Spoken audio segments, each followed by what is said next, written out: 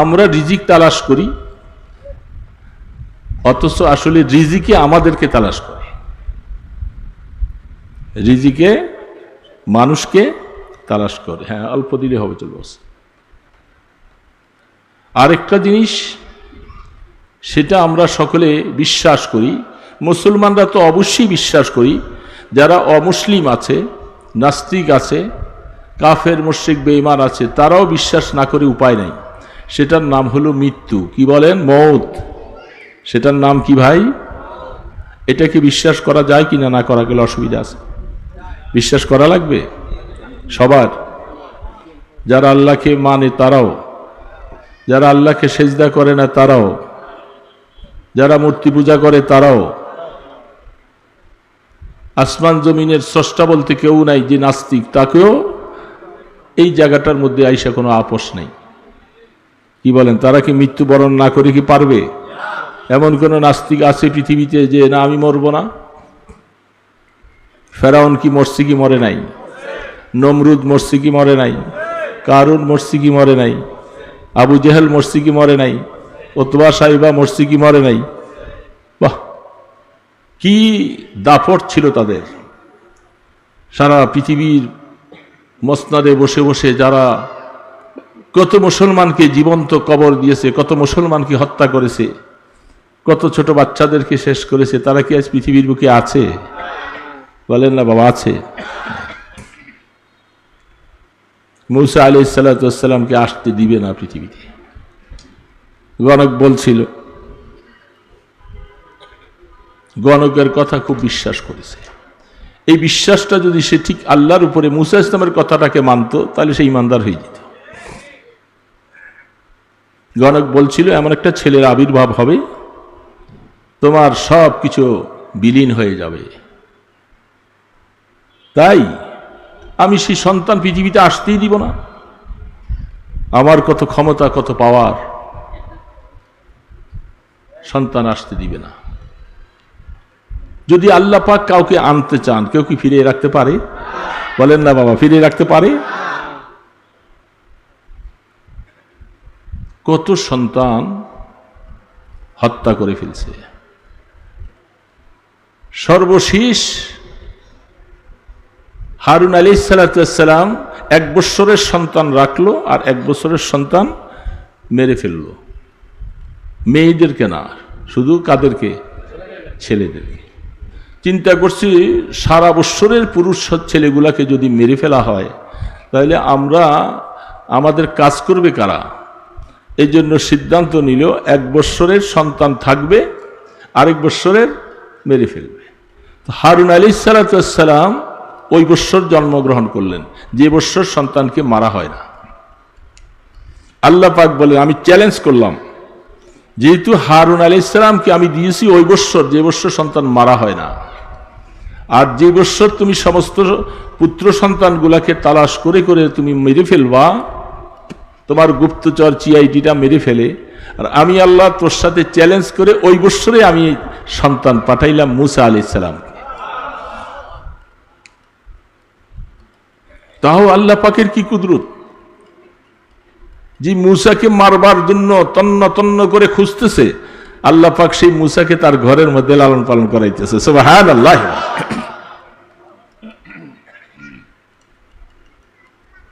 তো খুদাওয়ান্দে জামিনী ও খুদাওয়ান্দে সারি, তো খুদাওয়ান্দে জামিনী ও খুদাওয়ান্দে সারি, তো খুদাওয়ান্দে জমিনী ও খুদাওয়ান্দে সামাবি। সুবহানাল্লাহ। আল্লাহ পাক সর্ব জায়গা বিরাজমান। আল্লাহ পাকের ক্ষমতা, তুই মেরে ফেলবি, আমার নবীকে আসতে দিবা না, আমি তোর ঘরের মধ্যে নিয়ে লালন পালন। আর এমন কুদরতের সাথে জমিনে পাঠাই দিলেন, মুসা মায়ের কাছে থাকতে দিলেন না। আল্লাহ পাক বলেন, এইটা আমার আরেকটা চ্যালেঞ্জ, মার কোলে থেকে দুধ খাবে আর ফেরাউনের লোকেরা এসে মাইরা ফেলবে। আমি মুসা ইসলামের মাকে বলে দিলাম, তুমি একটা সিন্দুক বানাইয়া পানিতে ভেসে দাও। কি একটা আশ্চর্য কথা! মুসলমান ভাইরা, আল্লাহর কোরআনগুলি খুললে, এগুলি পড়লে মাঝে মধ্যে শরীরের পশম দাঁড়িয়ে যায়। দুই একটা নজির মাঝে মধ্যে আল্লাহ পাক দেখাইছেন। এই বছর ফেনী এলাকায় যখন বন্যায় কবলিত, ফেরিজে দেখতেছিলাম একটা ছোট বাচ্চাকে একটা ডেক্সির মধ্যে শোয়াইয়া দিয়া ভাসাই দিছে। মা নাই, বাবা নাই, সবাই বাস পানিতে ডুবে যাচ্ছে। আর কি করব এখন? ছেলেটার মায়া সহ্য করতে না পেরে মা একটা বড় ডেক্সির মধ্যে বাচ্চাটাকে দিয়ে ভাসাই দিছে। এই বাচ্চাটাকে এই ডেক্সি ভাসাইয়া নিয়ে, এইটা ডুবে না। আমার মাওলা কত বড় কুদরতওয়ালা! আল্লাহু আকবার, আল্লাহু আকবার, আল্লাহু আকবার। মুসা আলাইহিস সালামকে এরকম একটা বাক্সের মধ্যে বানাইয়া সাগরে ভাসাই দিল। সে খাবে কি? একটু পরেই তো পিপাসায় মরে যাবে, তাই না? একটু পরেই তো পিপাসায় মরে যাবে, ওয়া ওয়া করে চিৎকার করবে। আল্লাহু আকবার। আল্লাহ পাক বলে, মুসা, আমি আল্লাহ তোমাকে পাঠাবো, তোমার মাধ্যমে ফেরাউনের কাছে ঈমানের দাওয়াত পৌঁছাবো, কলেমার দাওয়াত পৌঁছাবো। সে গ্রহণ করবে না, তাকে খতম করব, তার সর্বস্ব হারা হয়ে যাবে। ওরে মুসা, ভয় পাওয়ার কোনো নাই। তুমি ওয়া শব্দ বলে কানবা, আর জিবরিলের মাধ্যমে তোমার মুখে দুধের ব্যবস্থা করব।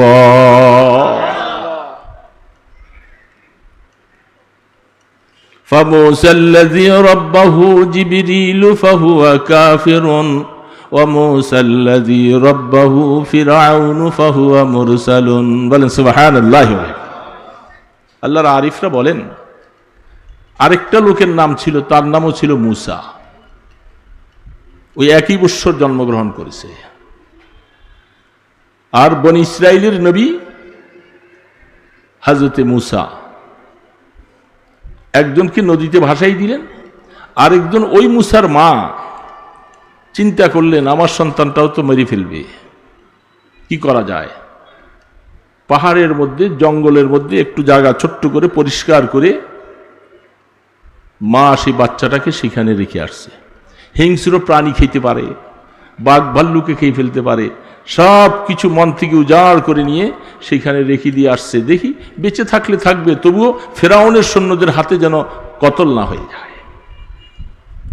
সেই সন্তানটা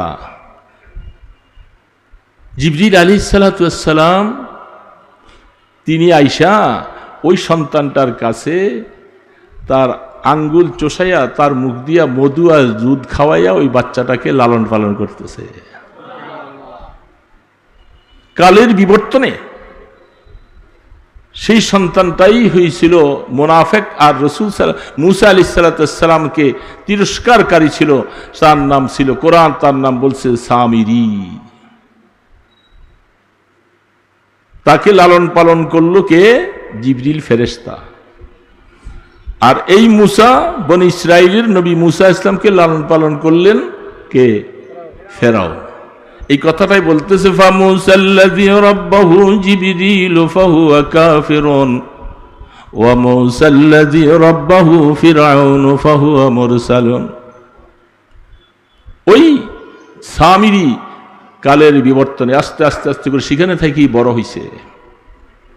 সে এক সময় কাফের হয়ে গেল, মুনাফিক হয়ে গেল। কোরআন তার সম্পর্কে স্পষ্ট বলছে। কিন্তু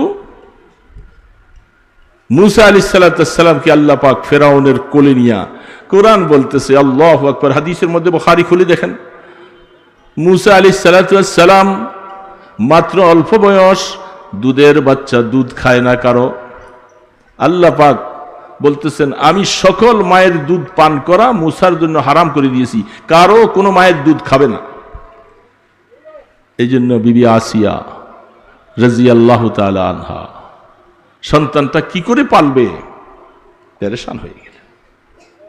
খবর পাঠাও। মায়েরা অনেকে বিশাল পুরস্কার পাওয়ার আশা নিয়া দাঁড়িয়ে আছে, এই সন্তান কার মায়ের দুধ খাবে? কোনো মায়ের দুধ খায় না। মুসা ইসলামের বোন বলতেছে, আমার কাছে একটা মহিলার সংবাদ আছে, ওর দুধ অনেক সবাই খায়। তা আরো সেই আপন মা আইসা ওই লাইনে দাঁড়াইছে। কোন মায়েদের দুধে মুখ দেয় নাই মুসা ইসলাম। যখন আপন মায়ে যখন কোলে নিয়া স্তনের সাথে মুখ লাগাই দিলেন, প্রাণ ভরে দুধ খেয়ে পেটটা ভরে ফেলছে। আহা, কি কুদরত মাওলার কাজ কিভাবে করে। আমরা তো সব ভুলে গেছি। আল্লাহর কোরআন খুলে দেখা যাবে ঈমান তাজা হবে কি করে মুসলমানদের। মুসলমান তুই ঘটনা শুনতে হবে ইয়াকিনের সাথে, বিশ্বাসের সাথে। নিজের ঘরে থাইকা দুধ খায় এবং মা দুধ খাওয়ারের বিনিময়ে বিশাল উপটকন হাদিয়া পায়। নিজের সন্তানকে দুধ খাওয়ায়, আবার পুরস্কার কেমন। এতদিন মায়ের কোলে বৈশা বৈশা ঘরে আমার আরেকটা বাচ্চা আছে, আমি তাকেও দুধ খাওয়াইতে হয়, আমি আপনার এই বাচ্চাকে দুধ পান করে আপনার দরবারে আমি থাকতে পারবো না, আমার কাজ আছে। ঠিক আছে, তুমি তোমার কাছে নিয়ে দুধ খাওয়াইও, মাঝে মধ্যে আইনাই না আমাকে একটু দেখাইবা। ছোট বাচ্চা ফেরাউনের কোলে নিয়া হযরতে আসিয়া তিনি নিয়ে কোলে দিছেন। ছোট বাচ্চা কি বুঝে? ছোট বাচ্চা বুঝে না। এ তো আপনার মতো আমার মতো ছোট বাচ্চা না, উনি তো নবী মুরসাল। ফেরাউনের দাড়ি ছিল, খুব লম্বা দাড়ি ছিল। ছোট বাচ্চা কোলে নিয়া চুমা খাওয়ার জন্য গেছে, ফেরাউনের দাড়িতে ধরে এমন জোরে টান দিছে, টানের সাথে ফেরাউন উহ করে চিৎকার করেছে। আসিয়া, এই সন্তান রাখা যাবে না, সন্তান রাখা যাবে না। কি ব্যাপার? সে দেখো আমাকে এমন জোরে টান দিছে, টান দিয়ে আমার মাথাটাকে নিচু করে ফেলছে। ছোট বাচ্চা কি এমন টান দিবে? আপনি পাগলের মতো কথা বলতেছেন। না, পাগলামি নয়, এই সন্তান রাখা যাবে না। জল্লাদ খবর দাও। কোরআনের মধ্যে বলছেন, আমি আমার পয়গম্বর মুসাকে অনেকগুলি পরীক্ষা সামনে দিয়ে দিয়া প্রত্যেকটা পরীক্ষায় ফার্স্ট ক্লাস পাস করে করে আমি তাকে উত্তীর্ণ করে দিয়েছি। ওই দিন যখন ফেরাউন সিদ্ধান্ত নিল মুসা ইসলামকে হত্যা করেই ফেলবে, জল্লাদ তৈয়ার। বিবি আসিয়া বলতেছে, একটা কথা শোনো স্বামী, আমি একটা পরীক্ষা তোমাকে দেই। এই ছোট বাচ্চা কিছুই বুঝে না, মাত্র আফুর কাটতেছে। এই বাচ্চার সামনে একটা স্বর্ণের টুকরা রাখো আর একটা আগুনের টুকরা রাখো। যদি এই বাচ্চা আগুনের টুকরার মধ্যে হাত দেয় তাহলে বুঝবা যে সে তোমাকে বুঝে শুনে তোমার দাড়িতে টান দেয় নাই। আর যদি স্বর্ণের মধ্যে হাত দেয় তাহলে বোঝা যাবে সে তোমাকে বুঝেই টান দিছে। ছেড়ে দিয়েছে। দুই পাশে দুইটা টুকরা। তাফসীর লেখেন, মুসা আলাইহিস সালাম বুঝমান মানুষ, খুব বুঝমান, ধীশক্তিওয়ালা আল্লাহর পয়গম্বর। স্বর্ণের টুকরার দিকে হাত বাড়তে ছিল।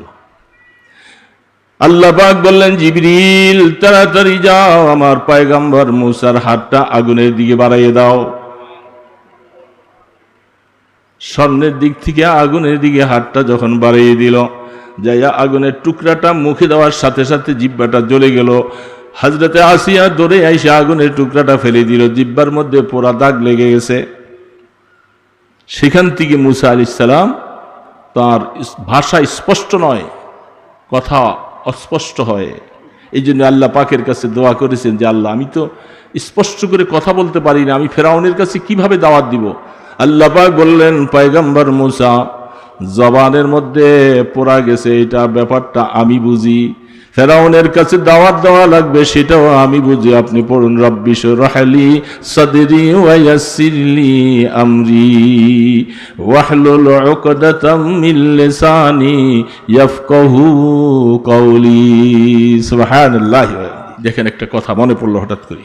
বুখারীতে আসছেন, বুখারী শরীফের প্রথম জিলদের শেষে তার সম্পর্কে হাদিস আসছেন। ইমাম বুখারী রাহমাতুল্লাহ লিখেছেন, হযরতে সালমান ফারসি রাদিয়াল্লাহু তাআলা আনহু নাম শুনছেন আপনারা? কারা কারা শোনেন নাই দেখি হাত তোলেন তো। সবাই শুনছেন তো? সালমানে, তার ইমানের অবস্থাটা হাদিসের পৃষ্ঠা তার ব্যাখ্যার মধ্যে দেখলে আকল হয়রান হয়ে যায়। আমাদের মধ্যে একটা আশার সঞ্চার হয় যে কেউ যদি ইমান নিতে চায় আর ইমান নিয়ে বাঁচতে চায়, আল্লাহ পাক সালমানে ফারসির মতো আল্লাহ তাকে সাহায্য করবে। সালমানকে জিজ্ঞাসা করতেছে, মিন আইন? সালমান, তুমি কোথা থেকে আসছো? বলে, রাম হরমুজ, আমার দেশের বাড়ি এমন একটা গ্রাম যেটা ইরানকে পারস্য বলা হয়, আমি পারস্য দেশের অধিবাসী। একটা রাজপুত্র ছিল সালমান ফারসি। আল্লাহু আকবার, আল্লাহু আকবার। সালমান ফারসি রাদিয়াল্লাহু তাআলা আনহু সুঠাম দেহের অধিকারী, টলপিকার, সুন্দর চেহারা, জমিদারের ছেলে। বাবা তাকে এত আদর করে, মানে মাথায় রাখে না উকুনে খেয়ে ফেলবে, নিচে রাখে না পিঁপড়ায় খেয়ে ফেলবে, এত আদর। কিন্তু আফসুস হলো সালমানের বাবা অগ্নি পূজারী, আগুন পূজা করে। আগুন পূজা কি শরীয়তে আছে? বলেন না মুসলমান ভাইরা, আছে কি? আগুন পূজা করে। সালমান খুব নজর রাখে, বাহিরে যেতে দেয় না, সবসময় কাছাকাছি রাখে। একদিন অনেকগুলি মেষ, বকরি, দুম্বা এগুলি ছিল, দেখবার জন্য বাবা ব্যস্ত ছিল। সালমান, একটু দেখে তাড়াতাড়ি এগুলি নিয়ে আসো। সালমান রাদিয়াল্লাহু তাআলা আনহু যাইবার সময় পথের মধ্যে, ওই জামানার মধ্যে নাসারা ধর্ম ছিল সবচেয়ে প্রিয় ধর্ম। হযরত ঈসা আলাইহিস সালাম দুনিয়া থেকে চলে গেছেন, ওই ধর্মটা ছিল বেশি। হযরত সালমান রাদিয়াল্লাহু তাআলা আনহু যাবার সময় একটা গির্জার মধ্যে নজর করে দেখে একজন সুন্দর মানুষ, সে নামাজ পড়ে, রুকু করে, সেজদা করে, যেটা সালমান জীবনে কোনোদিন দেখে নাই। সালমান আস্তে আস্তে তার কাছে গেলেন, যে জিজ্ঞেস করেন, আপনি যে এত সুন্দর করে কি আমল করতেছেন, এগুলি কি? নামাজ সুন্দর না অসুন্দর বলেন তো? এত সুন্দর ইবাদত আল্লাহ আমাদেরকে দিয়েছেন। আমরা মুসলমানরা অনেক সময় পড়ি না, কি বলেন, ঠিক না ব্যাঠি? আমাদের মধ্যে অনেক যুবক বাবাজিরা আছে যারা নামাজটা পড়ে না। নামাজের সুন্দরতা দেখে পড়তে মনে চায়, কিন্তু শয়তানের কারণে পড়ে না, ঠিক না ব্যাঠি? বলে আপনি, বলে আমি নাসারা ধর্মের একজন পাদ্রী, তা আপনি সুন্দর নামাজগুলি কোথায় পাইলেন? আপনাদের হেড অফিস কোথায়? বলে আমাদের হেড অফিস হলো বাইতুল মুকাদ্দাস। সালমান কথাবার্তা বলে চলে গেছে। বাবা জিজ্ঞাসা করতেছে, এত দেরি করলি কেন সালমান, কোথায় আছিস? তখন তার নাম সালমান ছিল না, নামটা ওই সময় একটা কুফুরি নামের সাথে নাম ছিল।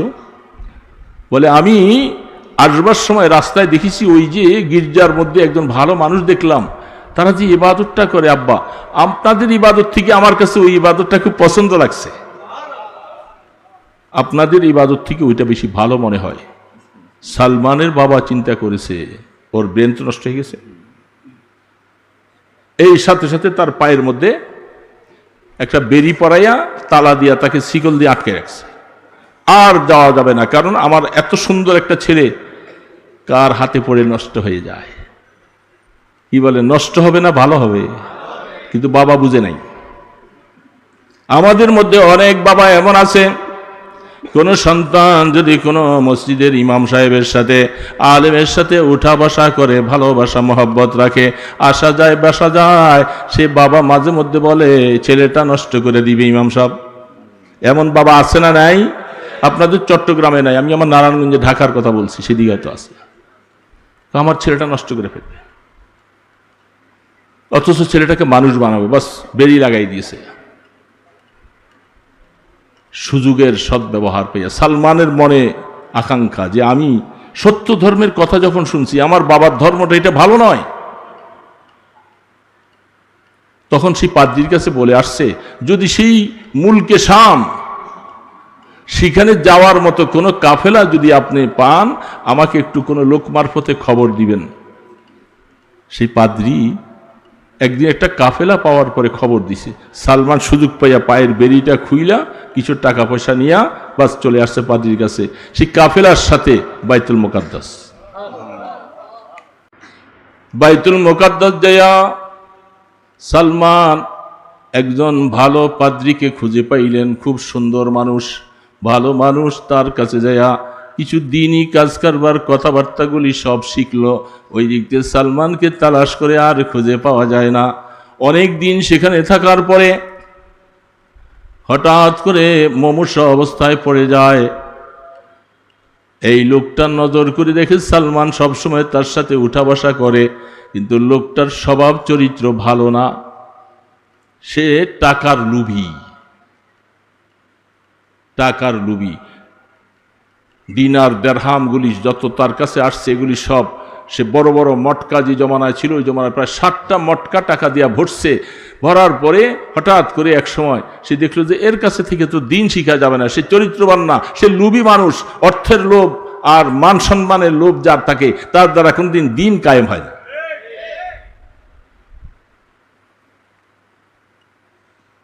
সে মারা গেছে। মারা যাওয়ার পরে মানুষ যখন আসলো তাকে মাটি দিবে, দাফন করবে ইত্যাদি, সালমান তখন বলল যে আপনার এই লোককে দাফন দিতে চাচ্ছে, এ তো ভালো মানুষ না, এ তো মানুষের রক্ত পিপাসু, মানুষের অর্থ লুবি, অর্থগুলাকে আত্মসাৎ করেছে। এই যে দেখেন নজর করে তার টাকার গোডাউনগুলি, মানুষ তাকে আর মাটি দেয় নাই, দাফন করে নাই। সে এখন নৈরাশ হয়ে গেছে, হায় আমি এখন কোথায় যাব।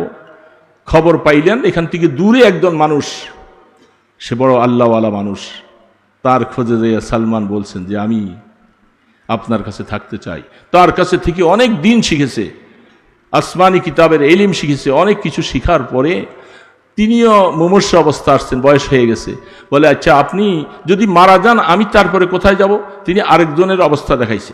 এইভাবে দেখাতে দেখাতে সর্বশেষ যার কাছে আসলেন তিনি বেঁচে আছেন, উনি মারা যায়, তিনি বেঁচে আছেন, উনি মারা যায়। সালমানের হায়াত আল্লাহ পাক বাড়াইতেছে, কিন্তু তার সাথে 5 জন ওস্তাদ দুনিয়ার থেকে চলে গেল, কিন্তু সালমান এখন হায়াতে বেঁচে আছে। আল্লাহু আকবার, আল্লাহু আকবার। रिश्ते माँ गर्दनम अफगंदा दोस्त मी बुराद हर जाके खातिर खायोस। আল্লামা জালালউদ্দিন রুমি রহমতুল্লাহ আলাইহি বলেন, আল্লাহ পাক যখন কোনো আল্লাহর বান্দাকে ভালোবাসে তাকে আল্লাহ হেদায়েতের উপরে উঠাইতে চায়, তাকে আল্লাহ তার বন্ধু বানাইতে চায়, তখন আল্লাহ পাকের তরফ থেকে কুদরতি একটা রশি লেগাম তার গলায় লাগাইয়া তাকে টেনে টেনে আল্লাহ তার নিকটে নিয়ে যায়। रिश्ते माँ गर्दनम अफगंदा दोस्त मी बुराद हर जाके खातिर खायोस। সালমানকে আল্লাহ পাক ওইখানে নিয়ে পৌঁছাইছেন। এখন ওই আল্লাহওয়ালা খুব ভালো মানুষ বলছে যে আপনি তো মরে যাচ্ছেন, কিন্তু আমি তো হক তালাশ করতেছি, আমি কোথায় গিয়ে কেমনে পাবে আমি হক পাবো। আমি আগুন পূজারির থেকে বেরিয়ে আসছি, জাহান্নাম থেকে মুক্তি চাই, আমাকে রাস্তা দেখাই দাও। সেই আল্লাহওয়ালা তিনি বলতেছেন আমি তো দুনিয়ার থেকে চলে যাচ্ছি, তবে আমি আমার এখন এই সময়ে আশপাশে তেমন কোনো ভালো মানুষ আমি দেখতেছি না তুমি যার কাছে যে কিছু ভালো দিন শিখবে।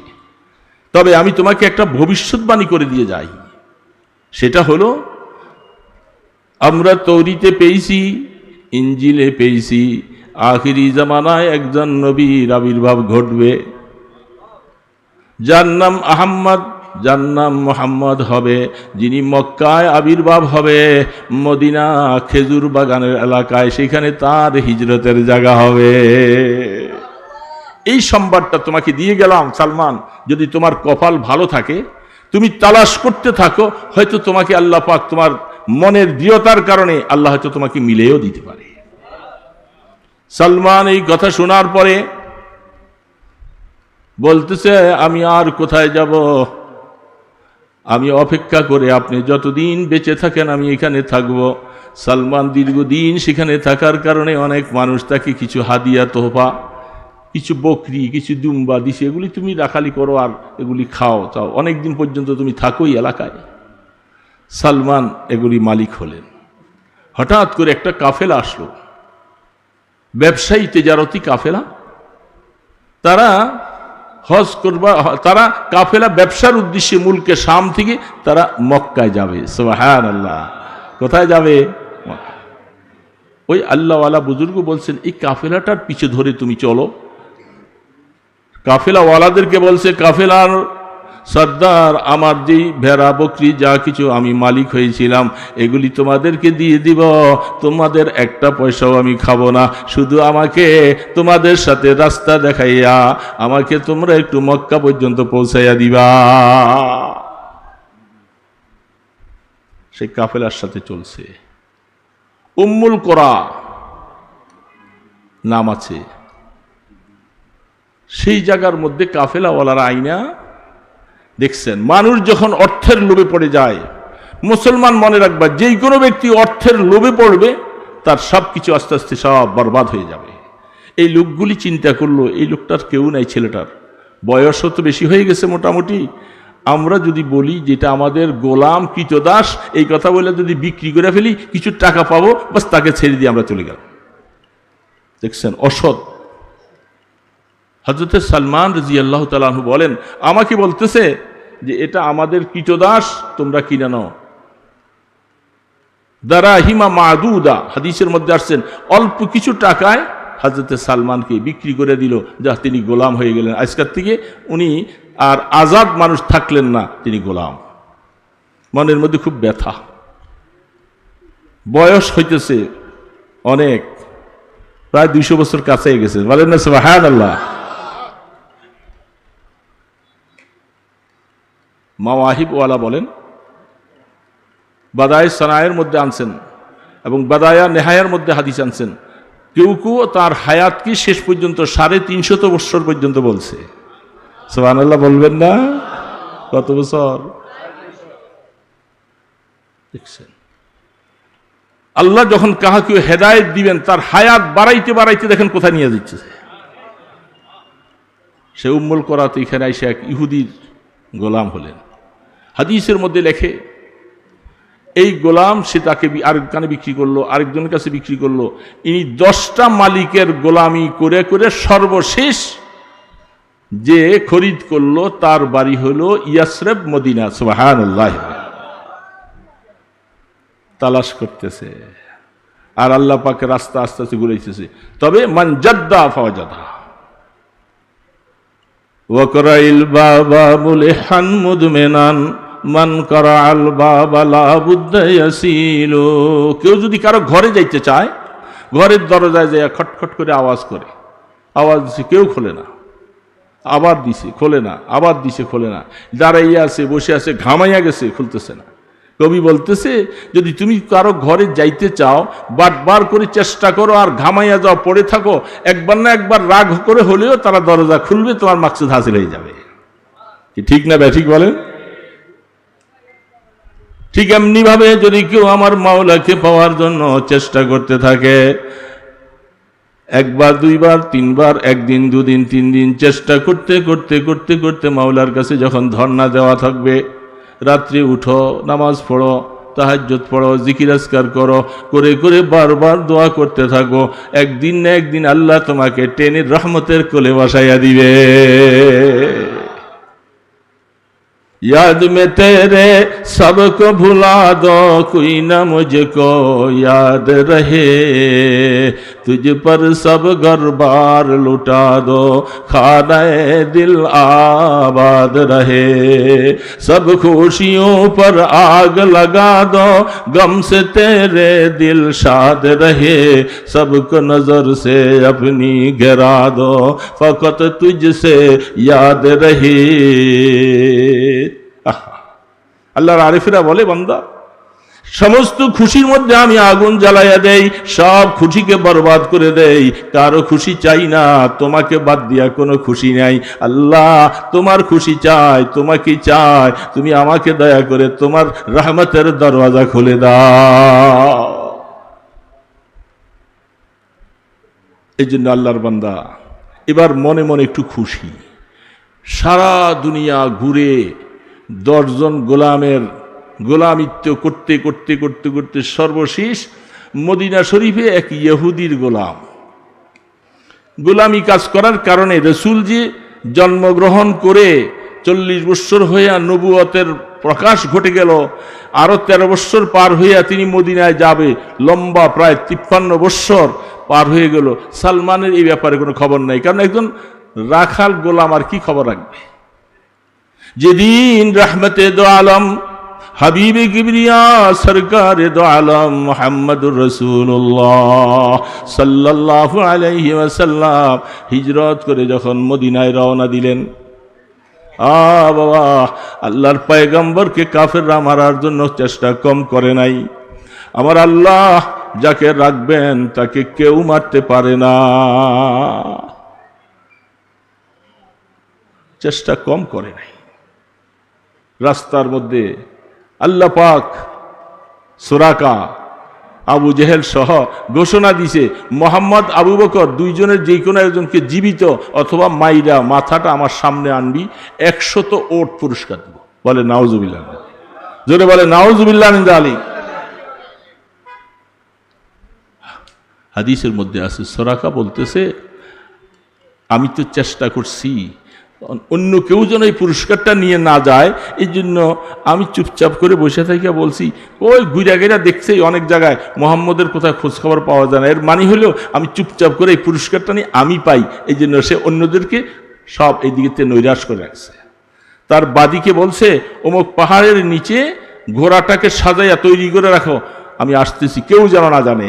সোরাকা সুসজ্জিত অস্ত্র শস্ত্র নিয়া ঘোড়ার পিঠে হইয়া ফু ফু করে চলছে। রাস্তার মাঝামাঝি যাওয়ার পরে আবু বকর পিছন দিকে নজর করে তাকাইয়া বলে ওগো আল্লাহ রসুল, সোরাকাকে দেখা যায় অস্ত্র নিয়ে সে আমাদের দিকে আগে আসতেছে। রসুল বলে লা তাহজান ইন্নাল্লাহ মা'ানা। ওই আয়াত ওইটা, ভয় পাওয়ার কোনো কারণ নেই আবু বকর, আমাদের সাথে আছেন কে? বড় আওয়াজে বলেন কে? আল্লাহ। লা তাহজান ইন্নাল্লাহ। কাছাকাছি গেল, আল্লাহ রসুল একটু পিছনের দিকে চাইয়া দোয়া করলেন, আল্লাহুম্মা খুযহু আল্লাহুম্মা আনসুরহু আল্লাহুম্মা সরা, আল্লাহ তাকে তুই পছলাইয়া ধরো। যেমন ভাবে আল্লাহ পাক রসুল বলতে দেরি, ঠিক এরকম পাথুরি জমির মধ্যে তার ঘোড়াটার পাওটা এই পর্যন্ত ডেবে গেছে। সুবহানাল্লাহি ওয়া বিহামদিহি। ঘোড়াটার পাও ডেবে গেছে। যেমন কারুন সমস্ত সম্পদ দিয়া মুসা ইসলাম বলতেছেন জমিন কারুনের সব ধ্বংস সহ তার ধনরত্ন সহ সবকিছু নিয়ে কারুনকে ডাবাও, ডাবাইতে থাকো, ডাবাইতে থাকো। বলতেছিল অন্য কেউ আইসা বলে একটু মাফ করে দেন। মুসা ইসলাম এত রাগাম্বিত ছিল, বলে মাফ করা যাবে না তাকে। তো ঠিক একই অবস্থা, সে সোরাকা বুঝছে ঘটনাটা আসলে আল্লাহ রসুলের বদদুয়ার কারবার। সেখান থেকে হাত তুলে বলতেছে মাফ চাই, আমাকে মাফ করে দেন, আমি আর আসবো না আপনাদের পিছনে। যদি এইদিকে কোনো মানুষ যদি আসে আমি তাদেরকে বলে দিব যে এই রাস্তায় মোহাম্মদ যায় নাই, আমাকে মাফ করে দেন, আমি আর যাব না।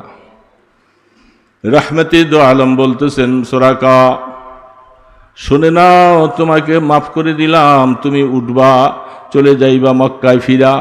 তবে একটা সংবাদ তোমাকে শোনাই দেই রে সোরাকা, ওই দিনটা কত আনন্দিত হবে যেদিন পারস্য বিজয়ী লাভ করা তাদের রাষ্ট্রীয় সম্পদের হাতের স্বর্ণের কঙ্গন বিভিন্ন জিনিসগুলি যখন মদিনাতে আসবে, তোমার সোরাকার হাতে সেদিন পরাইয়ে দেওয়া হবে। সুবহানাল্লাহি ওয়া বিহামদিহি। সেদিন মানে তুমি তখন মুসলমান হয়ে যাইবা, তুমি তো আজকে আমাকে মারতে আসতেছ, তুমি তখন সাহাবী হয়ে যাইবা, তখন তোমার হাতে এটা পরাই দেওয়া হবে। কিছু সময়ের জন্য হলো আমার এই ভবিষ্যৎবাণী মনে রাখবা। আল্লাহ রসুলের কথা ঠিক তাই ঘটেছে। সোরাকা সেখান থেকে উঠে চলে আসছে, আর যাব না। মানুষ কেউ যাইতেছিলেন, বলে না এই রাস্তায় মোহাম্মদ নাই, যেমন ওয়াদা তেমন। পরে সোরাকা সময় মতো সব দলবল নিয়ে মদিনাতে যাওয়ার পরে আমি আসলে ভুলই করেছিলাম ওগো রসুল, আর দেরি করে লাভ নাই, আমি তো বাস্তবে আপনার সমস্ত মুজিজা দেখেছি, আমাকে মুসলমান বানাই। যেদিন কুবা মহল্লা, যেই কুবা মসজিদের মধ্যে হাজী সাহেবরা 2 রাকাত নামাজ পড়লে একটা কুমরা হজের সওয়াব নসিব হয়ে যায়। আল্লাহ রসুল প্রত্যেক শনিবার সকালবেলা মদিনা শরীফ থেকে অজু করে কখনো হাইটা যাইতেন, কখনো সাওয়ারির উপরে করে যেতেন। কোবা মহল্লায় যেদিন আল্লাহ রসুল যে মহল্লায় ছিলেন, যে ঘরে ছিলেন, হঠাৎ করে খবর পাওয়া গেল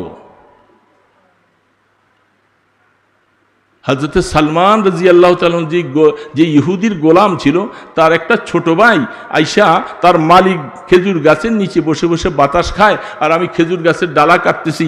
এমন সময় তার ছোট ভাই আইসা বড় ভাইয়ের কাছে বলতেছে, ভাই শুনছো যে মক্কার থেকে আরব থেকে একটা যুবক ছেলে নাকি আসছে, সে আইসা নাকি নবী হয়েছে, নবী দাবি করে, তুমি এই কথাটা শুনছো? এমন একটা আজে বাজে কথা।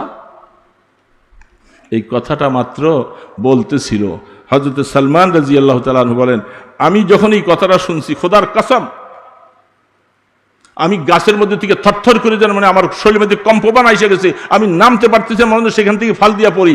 রসুল আসছি কথা শুনছি, আজকে 100 বছর পর্যন্ত তালাশ করতে করতে রসুলের আগমনের কথা শুনছি, আমার আর জীবনে এমনটা আর স্বাদ আর আমি আর কবে পাবো। হযরত সালমান রাদিয়াল্লাহু তাআলা তিনি কোন রকম ভাবে তার নিজের বয়ান তিনি পেশ করতেছেন, আমি কোন রকম সম্ভ্রম করে গাছের থেকে নামলাম। গাছের থেকে নামার পরে তার ছোট ভাইকে আমি জিজ্ঞাসা করতেছি, আমার মালিকের ছোট ভাইকে, তুমি কি যেন বলতেছিলে ভাইজান, কি এই কথাটা মাত্র জিজ্ঞাসা করতেছি, এমন সময় আমার মালিক আইসা, এই কম বক্ত বেয়াদব, এই খবর দিয়া তোর কি লাভ হবে, এমন করে আমাকে এত জোরে একটা থাপ্পড় দিছে, আমার কানগুলি সব ফাটাই ফেলছে, এই খবর দিয়া তোমার কি লাভ। হযরত সালমান রাদিয়াল্লাহু কোন রকম নিজকে কন্ট্রোল করে সারাদিন কাজ করেছে। ওই তার পাদ্রী আসার সময় বলে দিয়েছিল, সেই ব্যক্তি যদি তোমার কোনোদিন ভাগ্য জুটে যায়, আমি 3টা নমুনা তোমাকে আমি জানিয়ে দিয়ে গেলাম, যেগুলি আমরা তৌরিতে এবং ইঞ্জিলের মধ্যে পেয়েছিলাম। সেটা হলো, এই আখেরি জামানার পয়গম্বর যিনি হবে, তিনি কোনোদিন সদকা খাবে না, তিনি হাদিয়া খাবেন, আর তার পৃষ্ঠদেশের মধ্যে একটা মোহরে নবুয়ত আছে, সুযোগ পাইলে দেখবা বুঝবা যে তিনি আখেরি জামানার পয়গম্বর মুহাম্মদুর রাসূলুল্লাহ সাল্লাল্লাহু আলাইহি ওয়াসাল্লাম। রাসূলের পিছনে মোহরে নবুয়ত ছিল। এগুলি আরেক কথা, এগুলি বলতে আরেকটা রাত শেষ হয়ে যাবে। বাদায়ে সানার মধ্যে কারণ লিখেছে, এই মোহরে নবুয়ত এটা কি জন্মের পরে আসলো না এটা নিয়েই রাসূল দুনিয়াতে আসছেন, এটার হাকিকত কি ইত্যাদি, এটা আরেক ব্যাপার।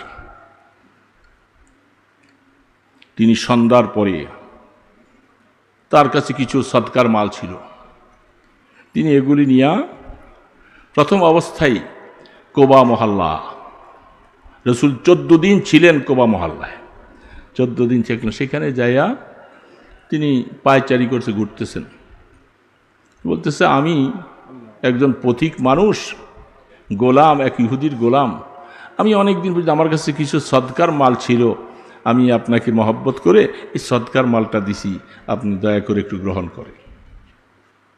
রহমতে দো আলম বলছেন, সাথে যারা ছিলেন আবু বকরকে বলতেছে, আমি তো সদকার মাল খাই না, আবু বকর তোমরা খাও। হযরত সালমান বলেন, সেদিন আর আমি বেশিক্ষণ থাকলাম না, কারণ আমার মালিক গোস্বা হবে, আমার উপর আবার মার দিবে, চলে আসছি।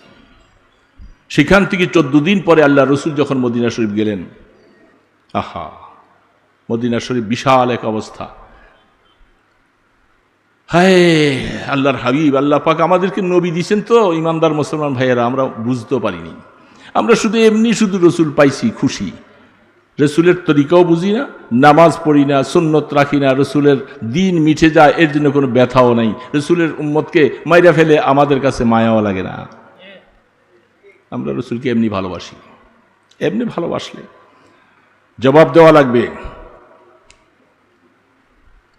এই জন্য সালমান 14 দিন পরে আবার একটু সুযোগ পাইয়া রসুল যখন মদিনা শরীফ চলে গেলেন,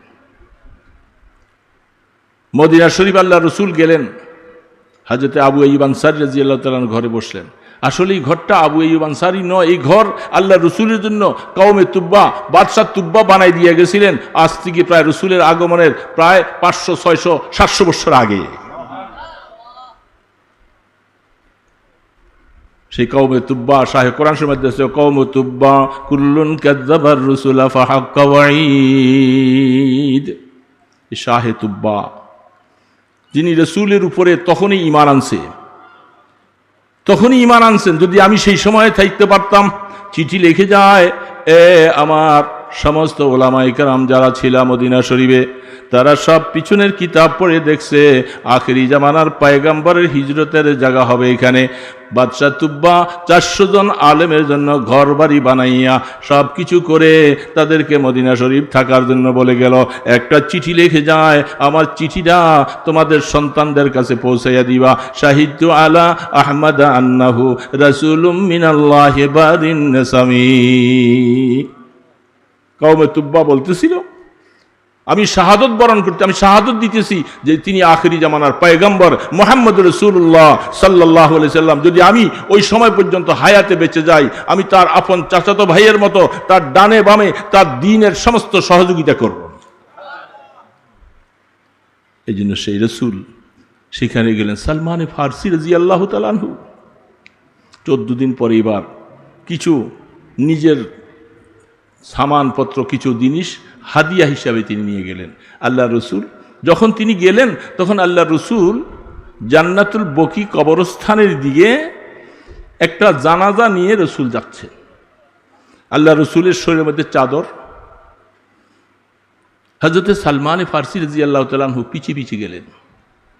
তিনি যাই দেখেন যে জান্নাতুল বকি কবরস্থানের মধ্যে লাশ দাফন করতেছেন আল্লাহর পয়গম্বর, তিনি সামনে আসেন। আমি যে তখন সামনে সালাম দিয়ে বলছি, আমি ওই লোকটা যে আপনার সামনে দেখা করেছিলাম কোবা মহল্লায়। ও আচ্ছা, ভালো, ঠিক আছে, আমি কিছু হাদিয়া নিয়ে আসছি আপনার জন্য। আল্লাহ রসুল হাদিয়া গ্রহণ করলেন। বলে আবার 2টা পরীক্ষা পাস, আমার পরীক্ষা হয়ে গেছে। 3 নম্বর পিছনে মোহরে নবুয়তটা দেখব। আমি যখন আস্তে করে পিছনে যখন আসলাম, রাহমাতে দো আলম হাবিবে কিবরিয়া তিনি বুঝে ফেলছেন। আস্তে করে আল্লাহ রসুল চাদর মোবারকটা টান দিয়ে একটু সরাই দিয়েছেন। সুবহানাল্লাহ।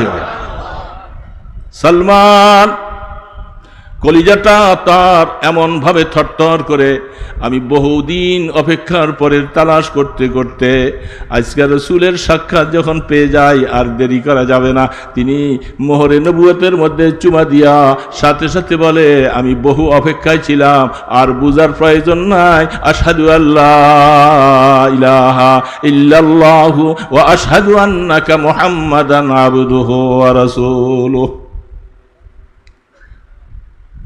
হযরত সালমান কলেমা গ্রহণ করে চোখের পানিগুলি জার জার করে ছেড়ে দিচ্ছে, তার কলিজাটা ফেটে যায়। আমার আর কোনো আফসোস নেই যে আমি আজকে দীর্ঘ প্রায় 250 বছর পর্যন্ত তালাশ করতেছি আমি হক কোথায় পাবো, আমি আখেরি জামানার পয়গম্বরকে কোথায় পাবো। সেই তালাশ করতে করতে আল্লাহ আমার হায়াত বাড়াইতেছেন বাড়াইতেছেন, বাড়াইতে বাড়াইতে আমি রাসূলের হাতে কলেমা গ্রহণ করেছি। সুবহানাল্লাহ।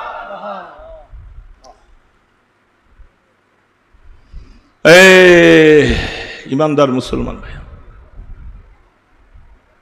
तिसने गागर आबे जुया दर जहां, तिसने गागर आबे जुया दर जहां, आबे दर जुयद बालम तिसने गा। পানি যেরকম পিপাসিত ব্যক্তি পানি তালাশ করে, আবার অনেক সময় পানিও পিপাসিত ব্যক্তি তালাশ করে। আল্লাহর পয়গম্বরের কাছে সালমানের মতো মানুষ আইসা ঈমান গ্রহণ করবে। রাসূল বুঝতে পারছে সালমান আর কি চায়, চাদর মোবারকটা সরাই দিলেন, মোহরে নবুয়ত প্রকাশ হয়ে গেল। সালমান ঈমান গ্রহণ করার আর দেরি থাকলো না। হযরত সালমান ফারসি কয়টা বাজে?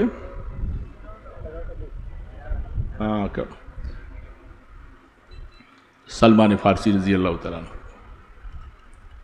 ঈমান গ্রহণ করে গেছেন। এখন কলিজা তো মানে না, এখন তো ভিতরে ধাউ ধাউ করে আগুন জ্বলছে। এতদিন তো ইমানের নূর ছিল না, এখন ইমানের নূর পাইয়া সালমান এখন তার ইহুদির বাড়িতে থাকতে মনে চায় না। এখন কি আর ইহুদির গোলামি করতে মনে চায়? মদিনা শরীফ আসবে, রাসূলের পিছে নামাজ পড়বে, কিন্তু এখন আসতে তো পারে না, সে তো গোলাম। আল্লাহর পয়গম্বর মাঝে মধ্যে সুযোগ পাইলে একটু কাজের ফাঁকে ফাঁকে আসতো। আল্লাহ রসুল বলছেন, সালমান তোমার মালিক ইহুদির সাথে তুমি কেতাবত করো, অর্থাৎ কত টাকা দিলে তোমাকে সে আজাদ করবে একটা কাগজ লিখেবদ্ধ করো। হযরত সালমান, সংক্ষেপে বলতেছি সময় আসতে কাছে যাবে, আবার আমার রাত্রে নাইটে বাস।